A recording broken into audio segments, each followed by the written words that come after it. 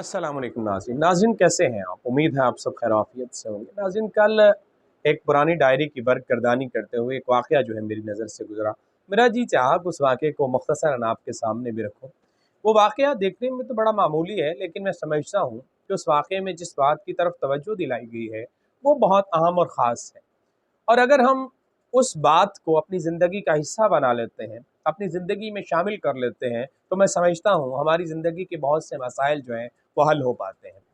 नाज़रीन, वो मुख्तसर वाक़या आपके साथ शेयर करता हूँ कि दो दोस्त जो कि एक ब्रिक्स हाउस में, जो कि ईंटें बनाने वाला एक भट्ठा है, वहाँ काम करते थे।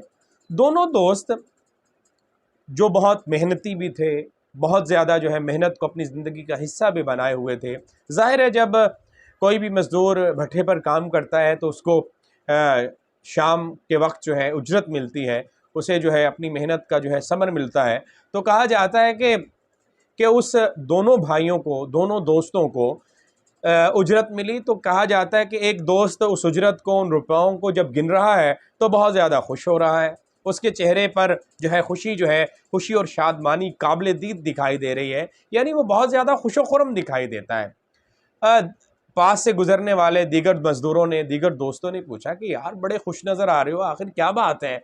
तो उसने कहा कि मैं इसलिए खुश हूँ कि इन रुपयों से जो कि मुझे मिले हैं, जो मुजरत मुझे मिली है, बहुत सी मेरी ज़रूरियात थी, बहुत सी चीज़ें थी जिसको मैंने ख़रीदना था। यकीनन इन रुपयों की बदौलत जो है मैं उन चीज़ों को ख़रीद पाऊँगा, इसीलिए मैं खुश हूँ। इसी तरह दूसरा दोस्त जो उसका जो है वो भी रुपया गिन रहा है, लेकिन उसका अंदाज जो है पहले दोस्त से बिल्कुल मुख्तलिफ है, यकसर मुख्तलिफ है। उसके चेहरे पर उदासी छाई हुई है, बहुत ज़्यादा संजीदा नज़र आ रहा है। यहाँ तक कि उसकी आंखें जो हैं वो झिलमिला रही हैं, उसकी आंखों में एक नमी सी दिखाई दे रही है। पास से गुजरने वालों ने पूछा, यार तुम्हारा दोस्त बड़ा खुश है, तुम उदास दिखाई दे रहे हो, और मुझे तो यहाँ तक लग रहा है तुम्हारी आंखों में जो नमी नज़र आ रही है वो भी अजब सी है। आखिर ये नमी क्यों है, आखिर ये उदासी क्यों है। तो उसने कहा कि ये उदासी, ये नमी गम की नहीं है बल्कि खुशी की है। उसने कहा खुशी में रोया जाता है, खुशी में आंसू बहाए जाते हैं। तो उसने कहा कि मैं रो नहीं रहा, बल्कि मैं एक चीज़ पे गौर व ख़ौस कर रहा हूँ कि ये रकम जो मुझे मिली है, यकीनन इससे मेरी ज़रूरत पूरी होगी। जिस चीज़ को मैं ख़रीदने का ख्वाहिशमंद था, इन रुपयों से उस चीज़ को मैं ख़रीद भी पाऊँगा। लेकिन इसके साथ एक फ़िक्र मुझे लाहक है कि कहीं ऐसा ना हो, कहीं ऐसा ना हो कि इस रुपए का इस्तेमाल, इस दौलत का इस्तेमाल उस काम पे सर्फ हो जाए जिसको मैं इस तरह इस्तेमाल करूं, जिसकी बिना पर हो सकता है उस काम पे सर्फ हो जाए जिसकी बिना पर मैं खुदा की नाराज़गी का मर्तकब हो जाऊं, खुदा मुझसे नाराज़ हो जाए। तो मुझे इस बात की फ़िक्र लाहक है। मतलब क्या है कि वो लोग जो गौर व ख़ौस करते हैं, जिनका ताल्लुक़ अपने परवरदिगार के साथ मज़बूत होता है, तो हर काम को एहतियात के साथ करते हैं, हर काम को तवज्जो के साथ करते हैं। कहीं ऐसा ना हो, कहीं ऐसा ना हो जाए, कहीं ऐसा ना हो जाए, ये सिलसिला उनकी ज़िंदगी में रहता है। मतलब क्या है कि वो एहसास ज़िम्मेदारी वाले इंसान होते हैं। वो ज़िंदगी गुजार रहे होते हैं, लेकिन इस एहसास के साथ गुजार रहे होते हैं कि उन्हें जवाबदेह होना है।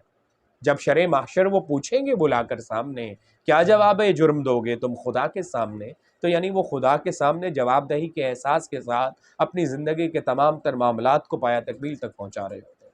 तो नाज़रीन, हम पर भी लाजिम है कि हम जो भी काम करें, जो भी कदम उठाएं, सबसे पहले परवरदिगार आलम के साथ मुशावरत करें, उसको उसके साथ डिस्कस भी करें, क्या ये जो हम काम कर रहे हैं कि क्या वो गलत तो नहीं है, क्या उसको करने से हमें नुकसान तो नहीं हो रहा, क्या इसको करने से हमारी ज़िंदगी तो बर्बाद नहीं हो जाएगी, क्या इसको करने से हमारी आखिरत जो है वो खुशो खुरम रहेगी, क्या हम खुदा के हुजूर सुरखरू हो पाएंगे या नहीं। उस वक्त का हिसाब क्या दूँ, उस वक्त का हिसाब क्या दूँ जो तेरे बग़ैर कट गया है। इसलिए हम हर मामले के साथ परवरदिगार आलम को शामिल हाल रखें, तो फिर ही हमारी ज़िंदगी भी आसान होगी और हमारी आखिरत भी आसान।